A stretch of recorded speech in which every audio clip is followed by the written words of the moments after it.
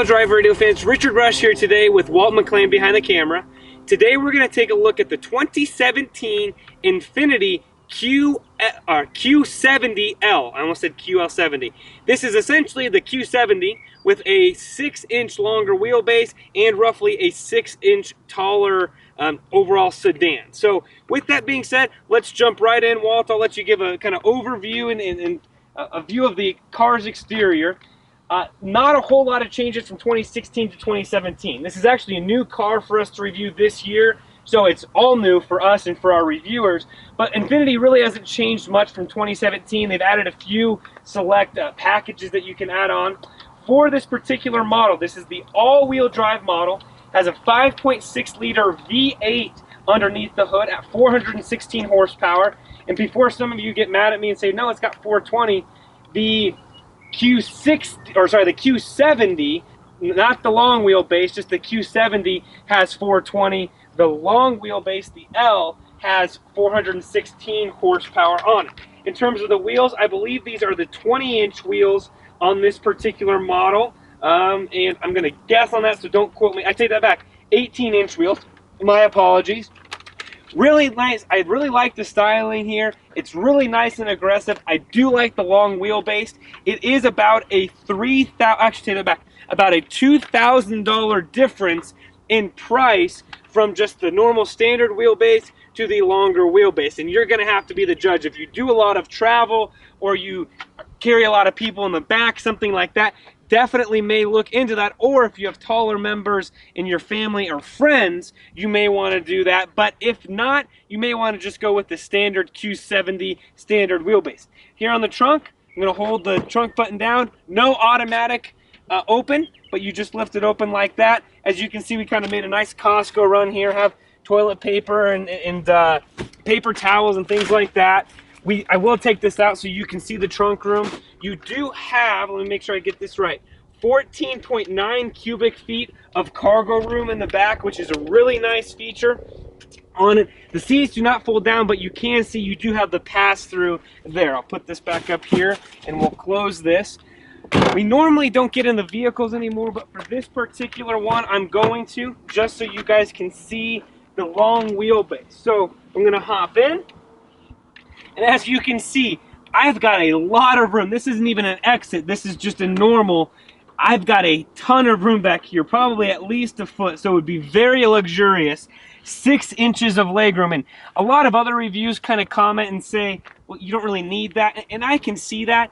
But you have to be the judge. For right around $1,500 to $2,000 more, do you want this extra legroom?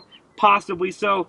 Vents back here, but you don't have any heated seats or anything like that. You do have beautiful, nice, soft touch apportionments throughout, which is a really, really nice feature.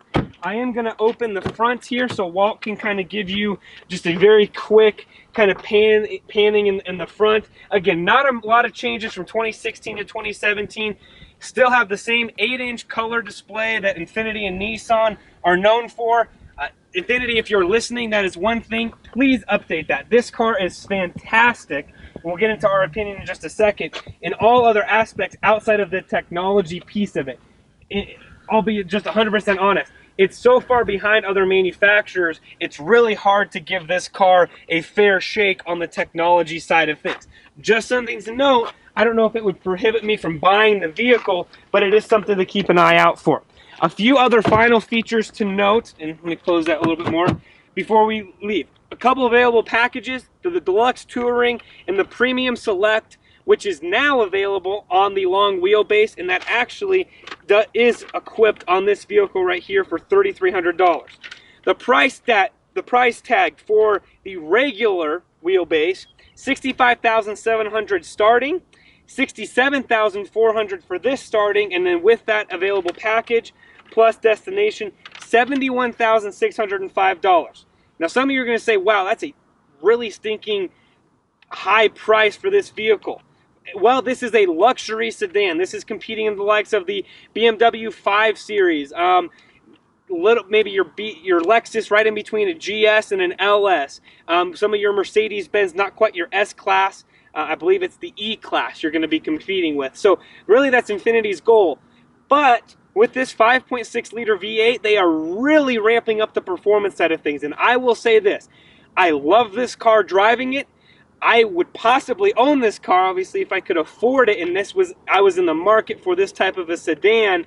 It's a really fun car to drive. It's not going to have the backseat amenities that, let's say, a BMW 7 Series, for example, is going to have, but it's not competing with that. That car is about $120,000.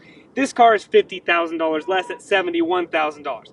Just something to note. Overall, really impressed with this car, and on it, I would say I would recommend it, highly recommend it for anyone who's in the market for a nice luxury sedan that wants, I would say, almost the sports car, performance car type performance with a vehicle with a luxury sedan. However, Infiniti, Nissan, please, please, please update that infotainment system, update your technology, put in something else too.